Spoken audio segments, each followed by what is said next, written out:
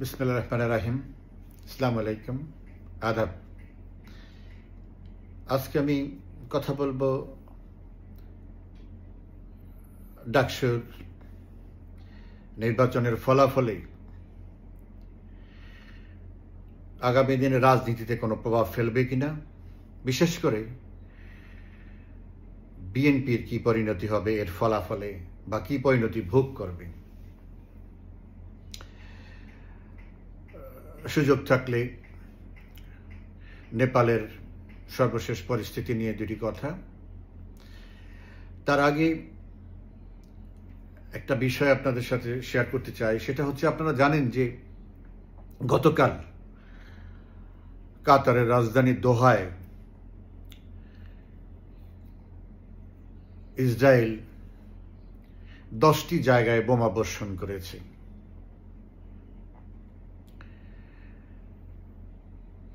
In fact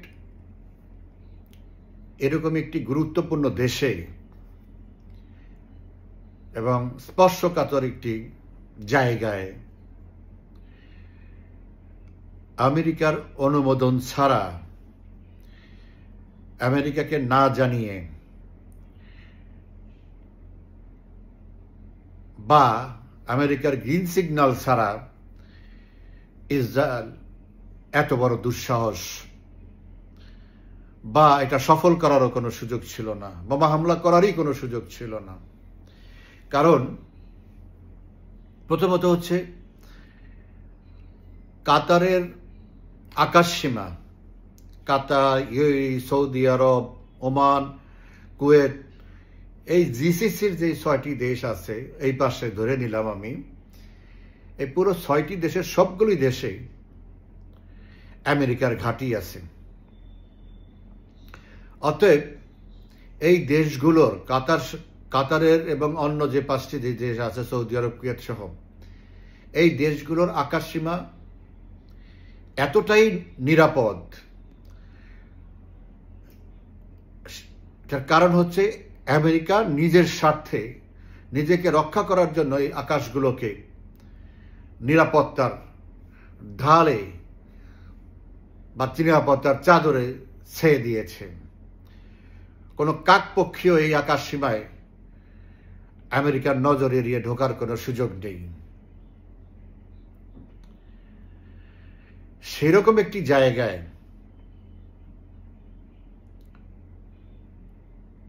Israel আমেরিকার ঘাঁটির উপরে, কাতার তো ছোট্ট একটি জায়গা যেখানে বম্বিং করেছে তার থেকে কয়েক কিলোমিটারের মধ্যে, এবং সারাক্ষণ আমেরিকার লোকজন এখানে ঘোরাফেরা করে, ফ্রি মুভমেন্ট, আমেরিকার নজর এড়িয়ে বা আমেরিকার পারমিশন ছাড়া এখানে বম্বিং করতে পারে না। এখন আমেরিকা পলিটিশিয়ানরা কত খারাপ, এরা হলো এক ধরনের, আমাদের দেশে একটা কথা আছে না, যেই পাতে খায় সেই পাত ফুটা করে, আমেরিকানরা হইল ওই জাতের মানুষ। কাতারে থাকে, কাতারের এক ধরনের দখল করার, সেই জায়গায় ইসরায়েলকে বলছে বম্বিং করার জন্যে, অথচ কাতারকে কোনো ইনফরমেশন দেয়নি যে ইসরায়েল এই কারণে তোমার এখানে বম্বিং করতে পারে। কত বড় বেঈমান এই আমেরিকান পলিটিশিয়ানরা। আরেকটি দিক হচ্ছে এই ইসরায়েলকে এই ফিলিস্তিন বা অন্যান্য সিরিয়া, ইরান, এইসব দেশে কথায় কথায় আক্রমণ করা, কথায় কথায় মানুষ মারা, এই যে বছরের পর বছর, যুগের পর যুগ করে আসতেছে, যেসব আরব দেশগুলি শক্তিশালী হয়েও নিশ্চুপ ছিল, প্রকারান্তরে ইসরায়েলের সাথে বন্ধুত্ব করেছে, তাদের এমবেসি করার সুযোগ দিয়েছে এ সমস্ত রাষ্ট্রে, তাদের সাথে দেদারসে ব্যবসা বাণিজ্য করছে, আর বাজে বাজে একটু বিবৃতি দিচ্ছে। আজকে তাদের উপরেই আঘাত করেছে ইসরায়েল। এই প্রসঙ্গে আমি বেশ খুশি। এখন ওদের টনক যদি নড়ে তাতেও কিছু হবে না, কারণ ওরা আমেরিকার কাছে জিম্মি, আমেরিকার পুতুল হয়ে গেছে। কারণ ওদের সমস্ত ধন সম্পদ আমেরিকার কাছে রাখা, তাদের সেই ধন সম্পদ, তাদের সেই বাদশাহী। কারণ আমেরিকা পৃথিবীর সব জায়গায় গণতন্ত্রের জন্য কথা বলে, মানবাধিকারের জন্য কথা বলে, ফ্রিডম অফ স্পিচের জন্য কথা বলে, পিপলস রাইটের জন্য কথা বলে, কিন্তু এইসব আরব দেশগুলির জন্য এগুলির কোনো বালাই নাই। এখানে এখনো রাজা বাদশা, গণতন্ত্রের লেশমাত্র নাই। মানুষকে জবাই করে শাস্তি দেয়, সেখানে কোনো মানবাধিকার নাই। সংবাদ মাধ্যম বলতে কিছু নাই, যা বলবে সরকার তাই। সরকার বলতে কি, রাজা বাদশার আমির রাজা বলবে তাই। তো তা আমেরিকার শর্ত হইল, তুমি আমার কথা শুনবা, না হলে আমি তোমাকে গণতন্ত্রের জন্য, আমি সারা বিশ্বে যে ব্যবস্থা, সেই ব্যবস্থা তোমার জন্য প্রয়োগ করব, তাদের গদি রক্ষার করার জন্যে তারা সবকিছু করতে রাজি আছে। আজকে ইসরায়েল এই আক্রমণের মাধ্যমে তাদেরকে দেখালো, তুমি যতই আমার সাথে খাতির করো বা দুস্তানি করো, কোনো লাভ হবে না। আমার সময় মতো আমি কাউকে ছাড় দেব না। অতএব আমি মনে করি এই আক্রমণের মাধ্যমে একটা উচিত শিক্ষা দিছে এই মুসলমানদের সাথে, মুসলমান হইয়া মুসলমানদের সাথে বেঈমানি করার জন্য।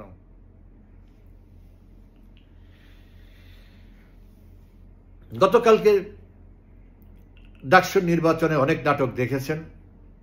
নাটক শেষ পর্যন্ত বড় হতে পূর্ণদৈর্ঘ্য সিনেমায় পরিণত হয়েছে। অনেকে বিস্ময় প্রকাশ করেছে,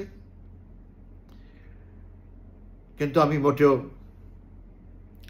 বিস্ময় প্রকাশ করিনি। আমি বিস্মিত হইনি,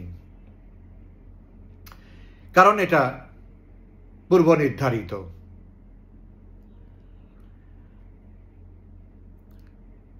শিবির একটি ক্যাডার ভিত্তিক সংগঠন। তারা বলতে পারে 5% মোর অর লেস এরর, তারা বলতে পারে যে তারা কত ভোট পাবে। তাদের পজিশন তারা আগের থেকেই মেপে নিয়েছে, পজিশন তারা করে নিয়েছে প্রথমে,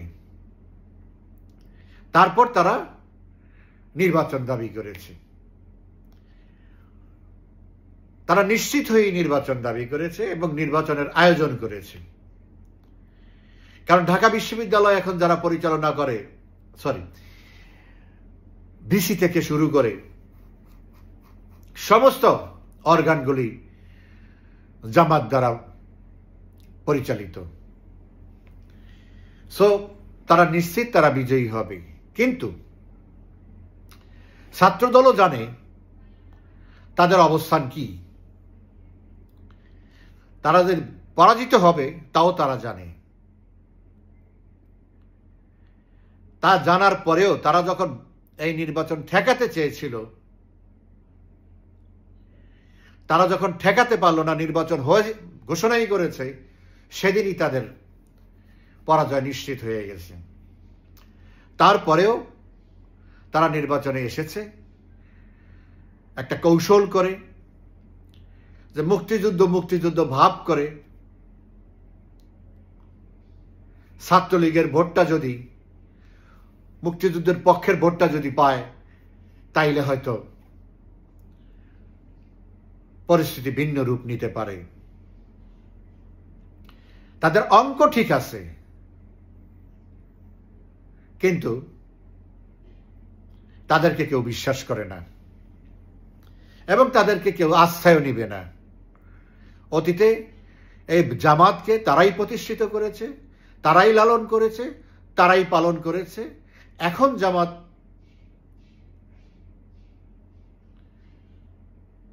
শক্তি অর্জন করে, তারা তাদের শক্তি সম্পর্কে ওয়াকিবহাল, নিশ্চিত, সে কারণেই তারা আজকে যেখানে সেখানে বিএনপিকে চ্যালেঞ্জ করছে। সো মুক্তিযুদ্ধের পক্ষের ভোট বিএনপিতে যাবে এটা তো কেউ বিশ্বাস করেনি। মানতে মুক্তিযুদ্ধের পক্ষের যারা, বিশেষ করে ছাত্রলীগ, তো পরিণতি যা হওয়ার তাই হয়েছে। কিন্তু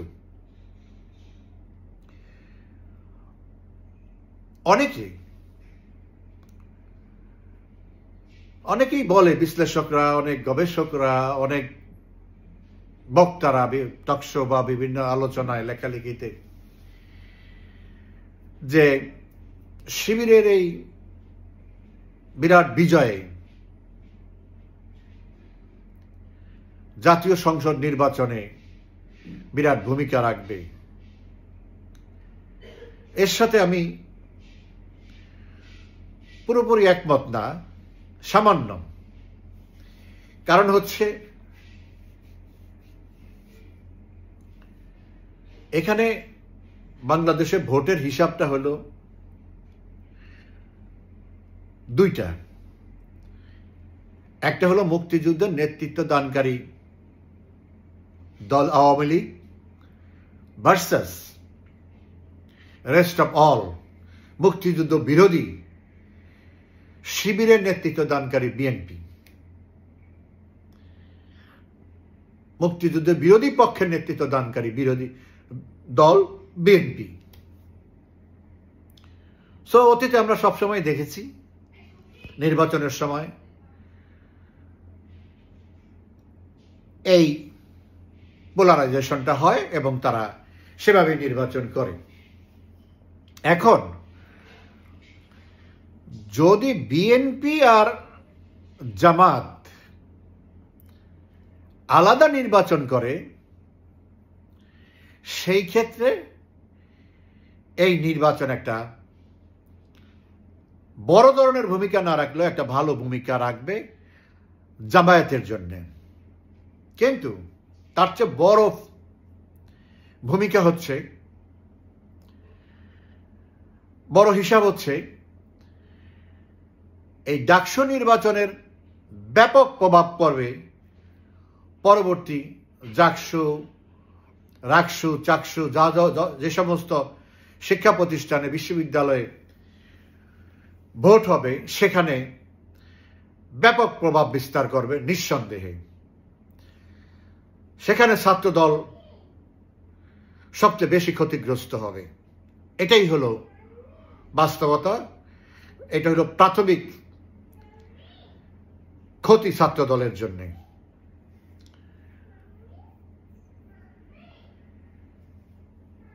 কিন্তু কথা হচ্ছে জাতীয় নির্বাচনে এই বিশ্ববিদ্যালয়, কলেজ বিশ্ববিদ্যালয়ের ভোটে জয় পরাজয়ে খুব বেশি ম্যাটার করবে বলে আমার মনে হয় না। কারণ ওখানকার ইস্যু ভিন্ন, দল ভিন্ন, মার্কা ভিন্ন, অনেক ফ্যাক্টর ওখানে কাজ করে। সো এটা আসলে খুব বেশি ভূমিকা রাখবে না। আর পরবর্তীতে কে ডাকসুর ভিপি ছিল, কে ডাকসুর জিএ ছিল, এটা জাতীয় রাজনীতিতে খুব বেশি যে ভূমিকা রাখবে সেরকম নজির খুব কম। প্রথমত হলো এই নির্বাচনটা ইতিমধ্যে ইতিহাসের সবচেয়ে বিতর্কিত নির্বাচন হিসাবে নির্দিষ্ট হয়ে গেছে। অংশগ্রহণকারী প্রায় সকল দল, এক দল ছাড়া, বিজয়ী দল ছাড়া প্রায় সকল দল এবং প্রার্থী এই নির্বাচনের ফলাফলকে প্রত্যাখ্যান করেছে। সো এইটা একটি কারচুপির নির্বাচন হিসাবেই সবার কাছে পরিচিতি পাবে এবং যারা এই নির্বাচনের ভিপি, জিএস বা যে সমস্ত নেতৃত্ব, তারাও তাদের বলয়ের বাইরে গিয়ে এটাকে খুব মর্যাদাপূর্ণ বলে তারা সেরকম গুরুত্ব পাবে না।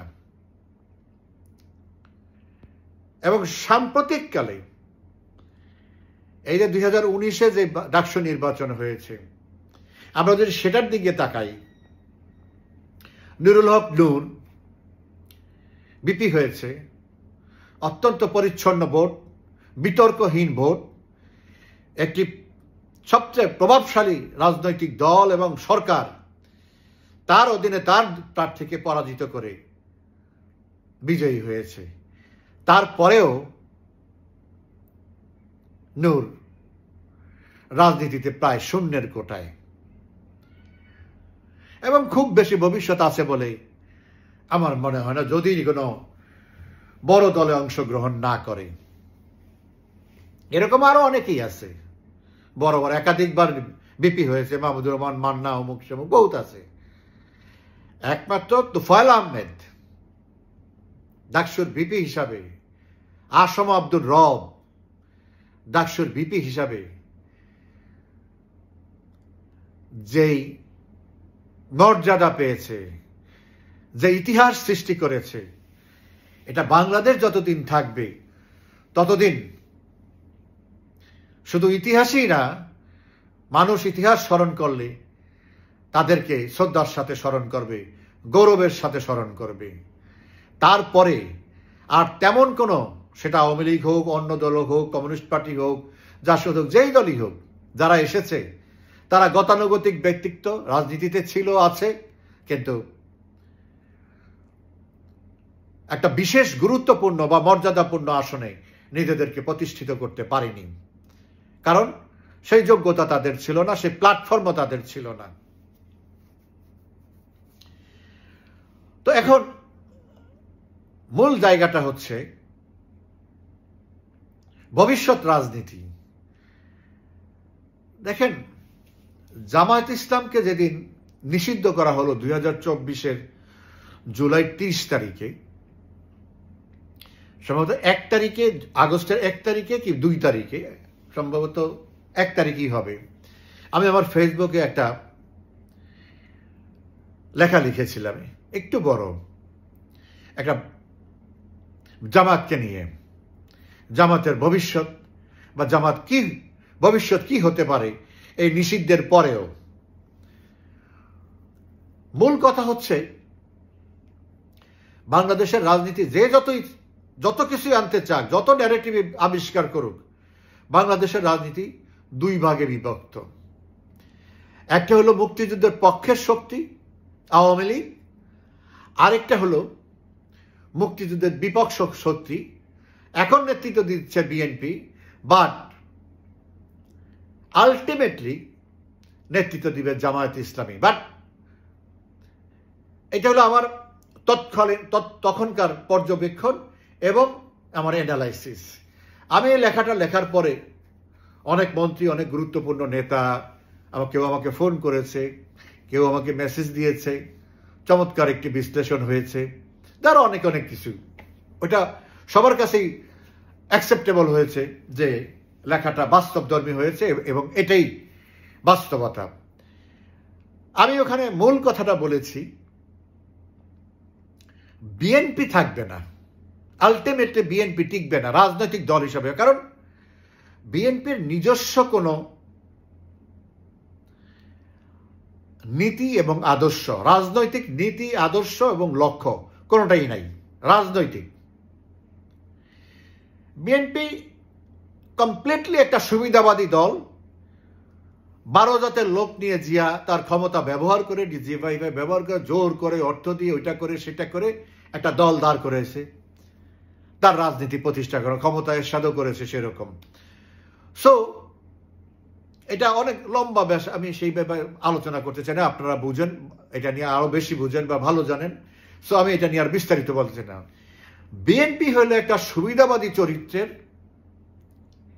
রাজনৈতিক দল।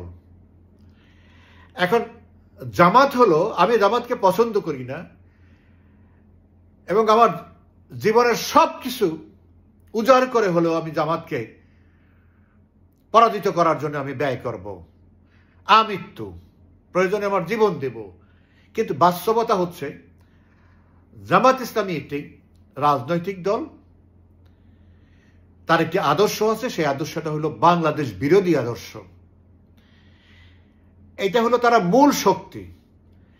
বাংলাদেশ বিরোধী, পাকিস্তানপন্থী, ভারত বিরোধী,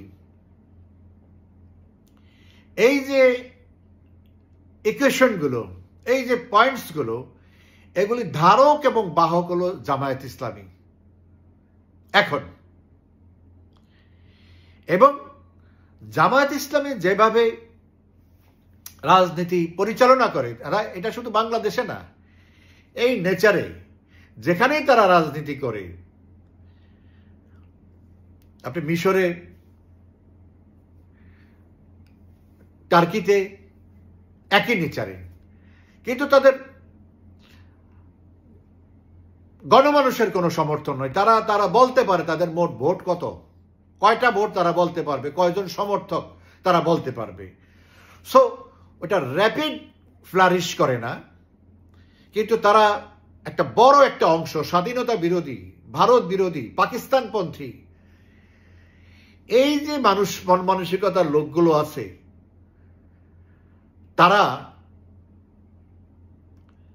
তাদের নেতৃত্ব জামাত দেয়। জামাত ইসলামী যখনই বিএনপির সাথে না যায়, তখনই বিএনপির ভরাডুবি হয়, বিএনপি দুর্বল হয়। জামাত ইসলাম বিএনপির সাথে থাকলেই বিএনপি ভালো করে, সেটা ভোটে, সেটা আন্দোলনেও। সো বিএনপি খুব ভালো করেই জানে জামায়াতের শক্তি, রেজিমেন্টেড পাওয়ারটা, যার কারণে গতকালকে রাত্রে আপনারা একটা নাটক দেখেছেন। ভাবটা এমন হয়েছিল যে ছাত্রদল মনে হয় সিনেট ভবন ঘেরাও করে বাক্স জোর করে তাদের ডিক্লারেশন আদায় করবে, বা শিবিরকে একটা বিরাট একটা কিছু করে, বিরাট একটা প্রস্তুতি আর কি। অনেকে ধারণা হয়েছিল যে এখানে একটা সংঘর্ষ রূপ নিবে, কিন্তু আমি আমার শীর্ষ মহলে জানিয়েছি যে যত কিছুই হোক, ওদের একটা রেড লাইন আছে। বিএনপি হলো জামাতের সাথে ওপেন এন্ডেড না, লিমিটেড। আমরা যেমন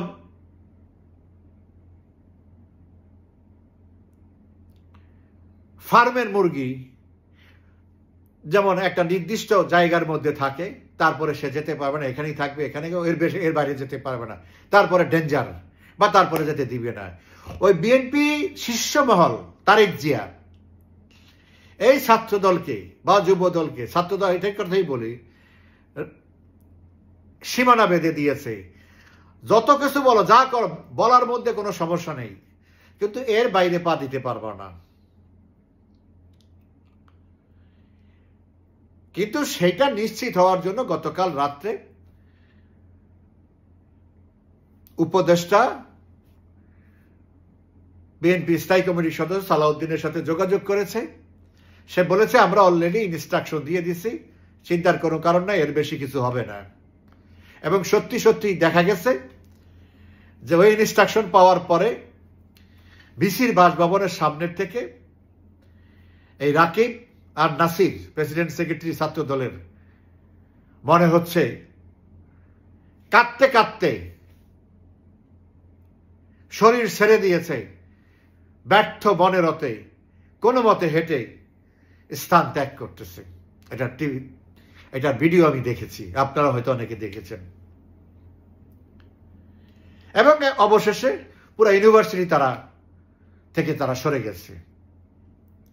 কারণ এই তারা যে সামনাসামনি মুখোমুখি, তৃতীয় পক্ষ এখানে সুযোগ নিয়ে দুই দলের মধ্যে একটা সংঘর্ষ বাঁধাতে পারে, আর সংঘর্ষ বাঁধলে সেটা বড় আকারের ঘটনা ঘটে যাবে। সেটাতে ইনুসের গদি হয়তো রাতের মধ্যেই শেষ হয়ে যাবে। এরকম একটি উদ্বেগ থেকে, উৎকণ্ঠা থেকে দ্রুত গতিতে তারা ওই তৃতীয় শক্তি যাতে সুযোগ না নিতে পারে, তাড়াতাড়ি তাদেরকে তারা সেপারেট করেছে। বিএনপি বা ছাত্র দলকে বিশ্ববিদ্যালয় এলাকা থেকে বের করে দেওয়া হয়েছে। এই হলো বিএনপির রাজনীতি। এখন আগামী নির্বাচন বিএনপির জামায়াতের সাথে নেগোশিয়েট করতে হবে। জামাত বিএনপির সাথে নেগোশিয়েট করবে না।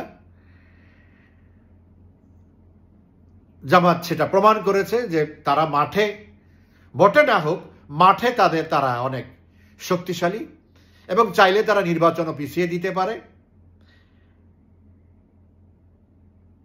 এই পরিবেশে হইল এই হিসাবটা। আওয়ামী লীগ আসলে তারা আবার এক হবে। যত কিছুই হোক ওই অপশনটা খোলা রাখার জন্যেই তারা কোনো সরাসরি সংঘর্ষে যায়নি। যে আলটিমেটলি তারা জানে আলটিমেটলি তাদেরকে এক হয়ে আওয়ামী লীগের বিরুদ্ধে নির্বাচন করতে হবে। সো সেই রাস্তা যেন বন্ধ না হয়। যাই হোক, আলোচনা করলে দিনব্যাপী আলোচনা করা যায়। শেষ কথা হচ্ছে তারেক জিয়া কেন্দ্রিক বিএনপি, তারেক জিয়া শেষ তো বিএনপি শেষ। এই তারেক জিয়া কেন্দ্রিক বিএনপি খুব বেশি, এই হলো তার সর্বোচ্চ এক্সপোজার, আর তার বেড়ে ওঠার কোনো সুযোগ নেই। এখন তাকে টিকে থাকতে হলে, মাঠে টিকে থাকতে হলে জামাতকে সাথে নিয়ে, জামাতের সাথে সলা পরামর্শ করে গোপনে, বাইরে বলবে একটা, কাজ করবে আরেকটা, ভিতরে ভিতরে আরেকটা, এই রাস্তায় গিয়ে তাদেরকে সামনে টিকে থাকতে হবে। আগানো দূরের কথা, টিকে থাকতে হবে। এবং জামাত পুরোপুরি সেই সুযোগটা নিবে। এখন কথা হচ্ছে, আমি আমার ওই পোস্টে যে জিনিসটা বলছি, কেন জামাত আলটিমেটলি টিকবে? বিকজ জামাতকে টিকতে হলে একটা জিনিস থেকে তাদের করতে হবে, না হচ্ছে জামাতেরও খবর আছে। সেটা হলো জামাতে ইসলামী বাংলাদেশ বা জামাতে ইসলামী নাম দিয়ে বাংলাদেশে কোনো রাজনৈতিক দল থাকতে পারবে না। এটা আওয়ামী লীগের সিদ্ধান্ত, সর্বোচ্চ মাননীয় প্রধানমন্ত্রীর সিদ্ধান্ত। যেই দলের নামে বাংলাদেশের মুক্তিযুদ্ধের বিরোধিতা করা হয়েছে, মুক্তিযোদ্ধাদেরকে হত্যা করা হয়েছে, মা বোনদের লাঞ্ছিত করা হয়েছে, বুদ্ধিজীবীদেরকে হত্যা করা হয়েছে, সেই দল দেশের স্বাধীনতার বিরোধিতা করে সেই দল পৃথিবীর কোথাও রাজনীতি করে না, বাংলাদেশে তো প্রশ্নই উঠে না। এই নামে তারা রাজনীতি করতে পারবে না। এটা আমার সেই পোস্টে বলা আছে, দেখে নিতে পারেন আপনারা। জামাতকে, এই দলকে, এই যে এন্টি আওয়ামী লীগ, এই দল এন্টি আওয়ামী লীগ মানে স্বাধীনতা বিরোধী এই দলটাকে, এরা তো স্বাধীনতার বিরোধিতা করে নাই, কিন্তু তারা ওই নাম ব্যবহার করতেছে এবং ওই ব্যক্তিদের, ওই অপরাধীদের তারা লিগেসি তারা টানতেছে। এখান থেকে তাদেরকে মুক্ত হইতে হবে। যতদিন পর্যন্ত তারা এখান থেকে মুক্ত না হবে, ততদিন পর্যন্ত তারা উন্মুক্ত রাজনীতি করতে পারবে না, নিরাপদ রাজনীতি করতে পারবে না, নিবন্ধিত রাজনীতি করতে পারবে না, ভোটও করতে পারবে না। যদি আওয়ামী লীগ, যতক্ষণ পর্যন্ত আওয়ামী লীগ পারে সেটা ঠেকাবে, সেটা আওয়ামী লীগ বিরোধী দলে থাকুক আর সরকারি দলে থাকুক। সরকারি থাকলে তো ব্যান, জামাত ইসলামী ব্যান, কোনো এটার কোনো সুযোগ নাই।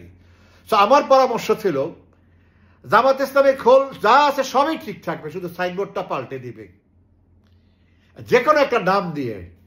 জামাত ইসলাম থেকে বেরিয়ে গিয়ে একটা কি পার্টি হয়েছে না, এবি পার্টি নাকি, আমার বাংলাদেশ বানিয়ে ফেলছে, ওটা তো জামাতেরই একটা বি টিম। তো এরকম নাম দিতে পারে, আমার তোমার বাংলাদেশ, এইটাই হোক ওদের খুশি মতো, কিন্তু জামাত ইসলাম এখান থেকে বেরিয়ে আসতে হবে। আর বলতে হবে আমাদের সাথে, স্বাধীনতা বিরোধীদের সাথে কোনো সম্পর্ক নাই। তাইলেই তারা প্রয়োজনে আওয়ামী লীগের সাথেও তারা বসে রাজনীতি করতে পারবে, কোনো বাধা নাই।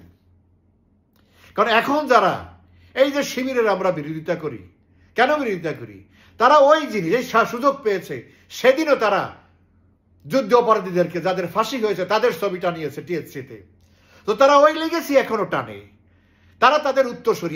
এই জন্যই আমরা এই ছোট ছোট বাচ্চাদেরকে, আমাদের সন্তানের থেকেও ছোট বাচ্চাদেরকে আমরা পছন্দ করি না যে তারা ওই জিনিসকে তাদের মাথায় ধারণ করে, তাদের মনে ধারণ করে তারা রাজনীতি করে। যতক্ষণ পর্যন্ত না তারা ওই জায়গা থেকে বেরিয়ে আসবে, ততক্ষণ পর্যন্ত তারা অন্তত আওয়ামী লীগের কাছে রাজনৈতিকভাবে নিষিদ্ধ। আওয়ামী লীগ যখন ক্ষমতায় আসবে, যেই কদিনই থাকবে, নিষিদ্ধ। সেজন্যই তারা যদি তাদের ওই নাম পাল্টিয়ে চলে আসে, তাইলে আমি মনে করি, ওইখানে ওই কথাই বলা ছিল, আমি মনে করি তখন বিএনপির প্রয়োজনীয়তা শেষ হয়ে যাবে। অনেক লোক তখন আর তাদের মধ্যে স্বাধীনতা বিরোধী, মুক্তিযুদ্ধ বিরোধী, রাজাকার, আলবদর এগুলি আর বলার সুযোগ থাকবে না। তখন বিএনপির বড় একটা অংশ এখানে চলে আসবে, বিএনপি অস্তিত্বই হুমকির সম্মুখীন হয়ে যাবে। তো এটাই হলো আমার এই নির্বাচনের ফলাফলের পরে বিএনপি জামাতের ভবিষ্যৎ। আওয়ামী লীগ আওয়ামী লীগ নাই এখন, সেটা এক ধরনের। আওয়ামী লীগ আসলে সম্পূর্ণ আলাদা একটা চিত্র চলে আসবে, সেটাই এখন আমরা দেখব ভবিষ্যতে। এ পর্যন্তই আজকে। ধন্যবাদ, ভালো থাকবেন।